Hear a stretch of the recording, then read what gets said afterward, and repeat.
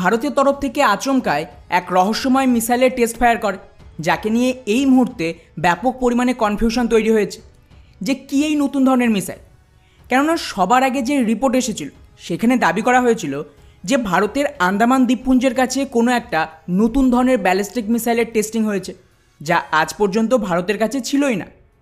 এরপর ধীরে ধীরে যখন আরও নতুন ইনফরমেশন সামনে আসে তখন এটা জানা যায় যে ভারতের এই নতুন ব্যালিস্টিক মিসাইল অ্যাকচুয়ালি একটা এয়ার লঞ্চ ব্যালিস্টিক মিসাইল, যাকে আমাদের সুখোই বিমান থেকে ফায়ার করা হয়েছে।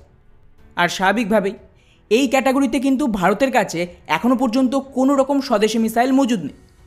আর ফাইনালি এখন গিয়ে রিপোর্ট সামনে এসেছে যে আন্দামানে ওই রহস্যময় মিসাইল আর কিছুই নয়, বরং ইসরায়েলের দ্বারা তৈরি করা এক বিশেষ ধরনের এয়ার লঞ্চ ব্যালিস্টিক মিসাইল, যার নাম ক্রিস্টাল মাজে-2।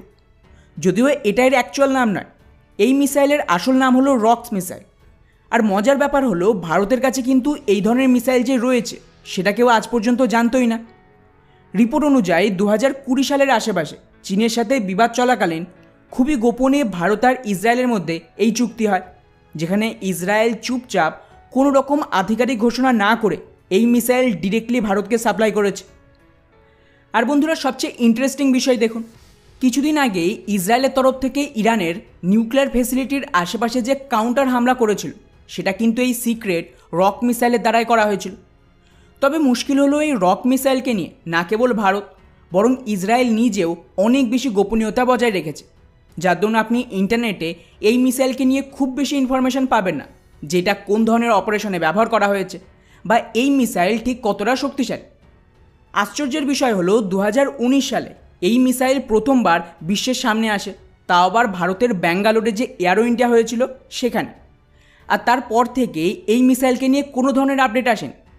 রিপোর্ট অনুযায়ী এই মিসাইল মোটামুটি 100টার কাছাকাছি সংখ্যায় কেনা হয়েছে, যার কিছু পার্টস ভারতে মেক ইন ইন্ডিয়ার আন্ডারেও তৈরি হচ্ছে। কিন্তু বন্ধুরা, চমক এখানেই শেষ নয়। কিছুক্ষণ আগে আরও একটা ভারতীয় মিডিয়া নতুন রিপোর্ট সামনে এনেছে, যা কনফিউশন আরও বাড়িয়ে দিয়েছে। ফাইন্যান্সিয়াল এক্সপ্রেসের এই আর্টিকেলটা দেখুন, ওখানে ওরা বলছে যে ভারত একটা নতুন ক্যাটাগরির মিডিয়াম রেঞ্জের ব্যালিস্টিক মিসাইল আর তার সাথেই এই রক মিসাইলের টেস্টিং করেছে।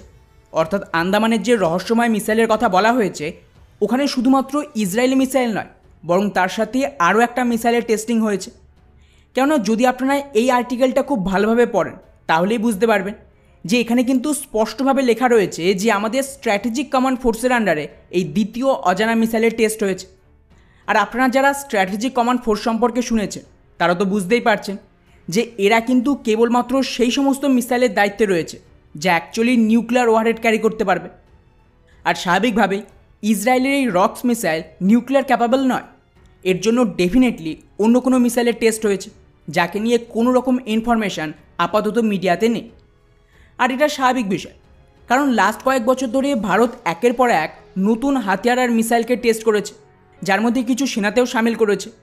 কিন্তু অফিশিয়ালি বা পাবলিকলি সেই ডেটা খুব একটা শেয়ার হয়নি, যার একটাই মানে, আর তা হলো ভারত এই সমস্ত হাতিয়ার বা মিসাইলকে সারপ্রাইজ রাখতে চাইছে।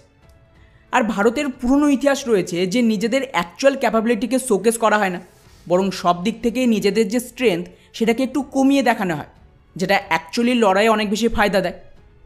উদাহরণ হিসেবে চীনের মতন দেশকে দেখুন, ওদের মিসাইলের যে অ্যাকচুয়াল ক্যাপাবিলিটি সেটা যা রয়েছে তার থেকে বাড়িয়ে দেখায়। অন্যদিকে ভারতকে দেখুন, ভারতের অগ্নি 5 মিসাইল যে রয়েছে তার অ্যাকচুয়াল যে রেঞ্জ সেটা বাড়ানোর বদলে ভারত কিন্তু কমিয়ে দেখিয়েছে।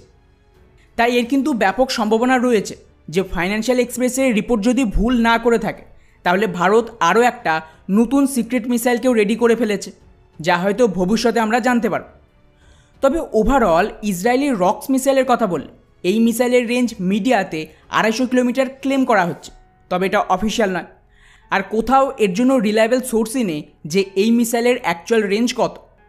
এছাড়াও এই missile air launch ballistic missile, তাই এর সুবিধা হলো ভবিষ্যতে বালাকোটের মতন এয়ার স্ট্রাইক করতে হলে ভারতীয় বায়ুসেনাকে এলওসি পার করার দরকার নেই, বরং বর্ডারের এপারে থেকে এই মিসাইল পিন পয়েন্ট অ্যাকিউরেসির সাথে পাকিস্তানের ওপর স্ট্রাইক করতে পারবে। এছাড়াও এই মিসাইলের দ্বিতীয় সবচেয়ে বড় কোয়ালিটি হলো এতে ইন্টেন্স কমিউনিকেশন জ্যামিং আর জিপিএস জ্যামিংয়ের বিরুদ্ধে সার্ভাইভ করার জন্যই তৈরি হয়েছে। অর্থাৎ সোজা ভাষায় হামলার দরুন শত্রুর এয়ারক্রাফট এটাকে জ্যাম করার চেষ্টা করলেও খুব একটা সফলতা পাবে না। ফলে ওভারঅল এটা ভারতের জন্য খুবই গুরুত্বপূর্ণ একটা শক্তি বৃদ্ধি ছিল। তবে দেখার বিষয় হলো আমাদের স্ট্র্যাটেজিক কমান্ড ফোর্সের তরফ থেকে কোন নতুন নিউক্লিয়ার মিসাইলের টেস্ট করেছে। বাকি পুরো বিষয়টিকে নিয়ে আপনাদের কি মনে হয় নিচে অবশ্যই কমেন্ট করে জানাবেন। জয় হিন্দ।